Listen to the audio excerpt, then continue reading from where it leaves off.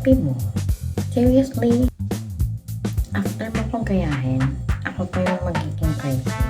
Nakakaya naman, Day. Be creative naman yun.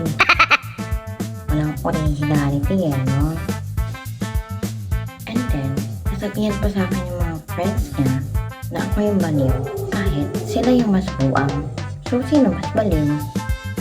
Sa panggagaya ng mga contents, ako ba? Nakakahiya naman sa mukha mo no? Ay, sa mukha niya pala. Sorry ha. That's why I want to share my experience sa mga ganong nangyari sa mga kapikat dyan. Kalingan niyo pa sa panggagaya. What if mag-cosplay ka na? Mag-music ka na rin, di ba?